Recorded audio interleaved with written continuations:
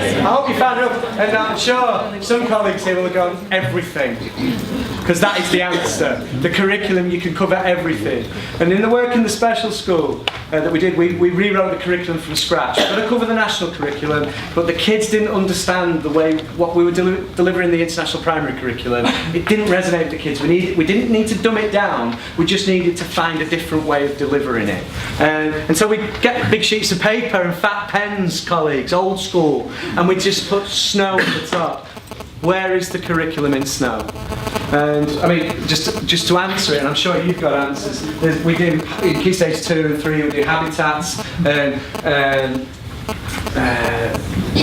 thing about mythical beasts, adaptation, the science is there, and so on. We do exploration, give them a couple of tea chests, ask them what they need to take with them on an expedition and stuff. And they always want to take frozen peas, which is always good.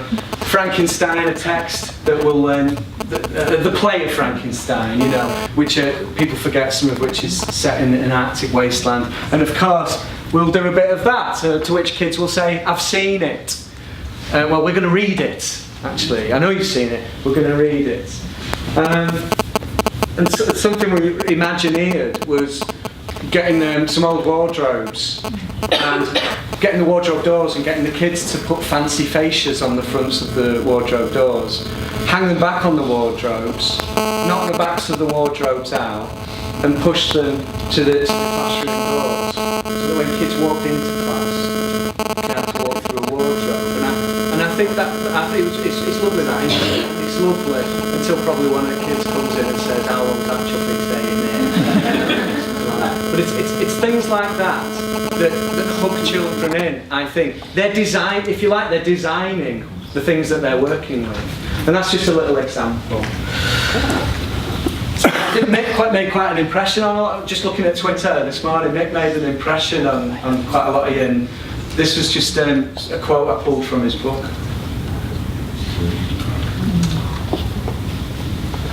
And if that resonates with us as teachers, my question I suppose is, well, what are we doing about it? What we're doing about it? Are we just going on Times Ed website and downloading a lesson plan written for kids in Kent and hoping that it'll work in Brighouse? Is that what we're doing? Because this is what we've got to deal with.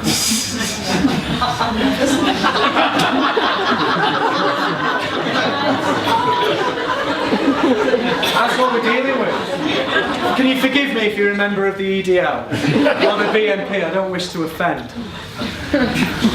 But, you know, I just want to say to him, mate, come here, mate, come here. Just a minute, bring your placard, mate. Just have a look, right?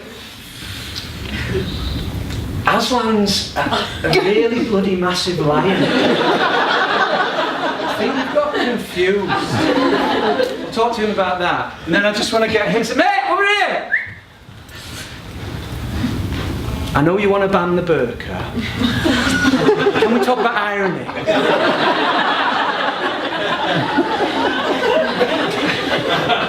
Making light of serious stuff. And I suppose what I'm trying to do is say it's important that actually, as well as developing the articulation of children, the oracy, if you like, it's sort of, let's protest, let's get kids being really good at protesting, but let's get them doing it with intelligence, perhaps. I'm just going to skip through some stuff because you've been really lovely. Well, if you're going to run a circus, what jobs need doing? This is in a special school, and they said, well, we need bubbles, we need to make sure there's rides, we need music, party food, animals, dance music, makeup. Why do we need makeup in a circus? Clowns. I was that stressed out when I was doing this because I wasn't used to working with these kids that I asked that and they all looked at me like, what sort of clown are you? And magic. And a little boy wrote that and I said, where are we going to get that from? I was quite stressed. Where are we going to get that from? Where are we going to get that from? And he looked at me and just said, it'll just turn up. And that's them. I gave them a mini roundabout because we realised we needed a town, and they created a map on the floor, which is just a nice thing to do with mini roundabouts. What happened though was the zebra escaped, and that's tension. That's tension there. What are we going to do? Where do you think the zebra hid in a town? Thank you, yeah. Well done. Some of you are on this now. You think, crossing! I'm on this! That's my first aid outfit. That's going on a bear hunt with EAL kids in Bradford. So we just mapped it because that was easier than reading it to start with. So that was a bit of scaffolding. That's me getting some advice because I run a kebab shop. That's it, special school. And I'm Mick there. I run a shop called Mick's Kebabs, which will work one day as a business. But they're teaching me what I need to know. And they know, it's not lying for learning. They know, the truth of it, and they're chewing over their learning of healthy eating. That's the guardian of the forest. Can you see him? That's the only known photo. Okay. What words do we say to him first? Because he's invited us there, into the Amazon. Because he's asked us for our help. That was the message we got. Help me, written in leaves. That was the message we got. So what are the words, year 4, that we need to say to him first? Because he's there in that clearing. And so on. Thanks a lot for your patience. I'm going to stop. This is my inspiration. I hope you've been inspired today by the people you've heard and the conversations you've had with each other. This inspires me. If I had my own classroom, this would be up on the wall. This is little Harold Whittle's 1943. It's awe and wonder, this picture, because this is the moment that he hears his mummy say his name for the first time, because he's got his first hearing aid. It's a moment in time, it's a moment of history, and so on. But it's also a moment of imagination, childhood, and the world opening up. And I think we should really work hard to protect our ability to do that, in what we do day to day. Or we can just do that. So you'll be going home tonight going, well, I don't know what to bloody do now. The head's mashed, proper topped. And I've got bloody Ofsted coming in. Freaking out.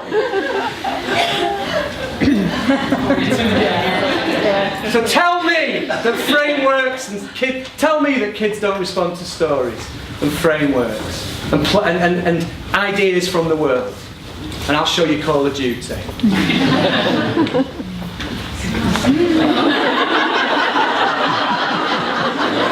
I stand by it. I hope that get in that basket. Oh, shut up.